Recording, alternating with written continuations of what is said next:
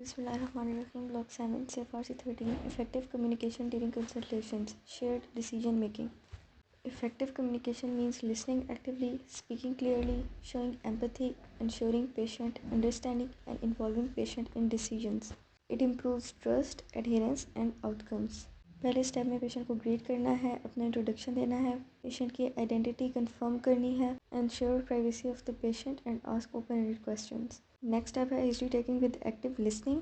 Active listening का मतलब है कि जब पेशेंट हिस्ट्री दे रहा है तो उसको बीच में इंटरप्ट ना करें, उसके अलावा अगर कुछ कहना ही है तो फिर उसको इस तरह से यकीन दिलाएं कि जी हमें उसकी बात समझ में आ रही है। नेक्स्ट स्टेप में डायग्नोसिस क्लियरली एक्सप्लेन करना है, पेशेंट को सिंपल लैंग्वेज यूज़ करनी है। नेक्स्ट स्टेप में शेयर डिसीजन मेकिंग है। शेयर डिसीजन मेकिंग क्या है कि डॉक्टर और पेशेंट मिलकर सारे ऑप्शंस डिस्कस करेंगे और उसके बाद कोई एक प्लान चूज़ करेंगे। शेयर डिसीजन मेकिंग के स्टेप्स की बात करें तो पहला है एक्सप्लेन द कंडीशन। जितने भी ट्रीटमेंट ऑप्शंस हैं वो पेशेंट को बताएं। उसके बाद हर ऑप्शन के रिस्क और बेनिफिट्स बताएं पेशेंट को। उसके बाद पेशेंट से उसकी प्रेफरेंस पूछें और फिर एक जॉइंट डिसीजन बनाएं। कम्युनिकेशन स्किल के 3 कंपोनेंट्स हैं, verbal communication, non verbal communication and empathy. Verbal communication में क्लियर एंड सिंपल लैंग्वेज और एक्सप्लेनेशन ऑर्गेनाइज्ड हो और हार्श टोन प्रोवाइड करें। Non verbal communication 60-70% of impact non verbal communication का होता है। It includes eye contact, appropriate facial expressions, open posture, calm tone, and respectful distance. Poor body language reduces patient trust. Empathy का मतलब है understanding and acknowledging patient feelings. Patient की satisfaction और trust increase होगा। Effective communication के components में barrier क्या क्या हो सकते हैं? लैंग्वेज बैरियर हो सकता है, cultural differences, low health literacy, time pressure, emotional distress and doctors attitude. Specific situations की बात कर लें, जैसे कि बैड न्यूज़ आपने पेशेंट को बतानी है, उसके लिए इफेक्टिव कम्युनिकेशन में कौन कौन से स्टेप्स फॉलो होंगे तो याद रखते हैं स्पाइक्स से।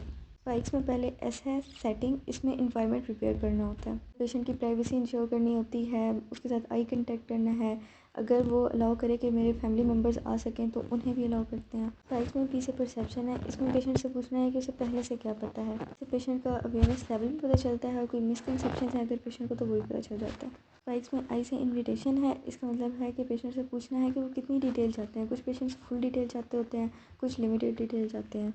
कैसे है नॉलेज, तो इसमें डिलीवर करना है इन्फॉर्मेशन को, सिंपल लैंग्वेज यूज़ करनी है, उसके अलावा फ्रीक्वेंटली पॉजेस देने हैं अपनी कन्वर्सेशन में, give information in small chunks.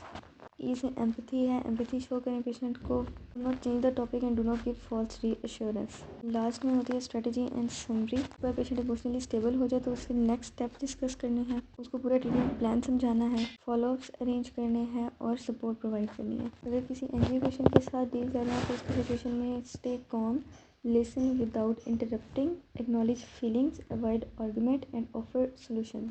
अगर नॉन कंप्लाइंट पेशेंट है तो उसमें उससे पहले आराम से उससे क्वेश्चंस पूछें कि आप ये नॉन कंप्लाइंस हो क्यों रही है, उसकी रीज़न क्या है।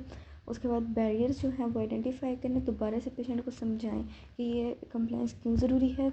उसके बाद अगर ट्रीटमेंट बहुत कम्प्लेक्स है तो उसको सिंप्लीफाई कर दें, पेशेंट के लिए आसान बना दें। एथिकल रिस्पेक्ट देखें तो communication is link to confidentiality, informed consent, respect to autonomy and beneficence.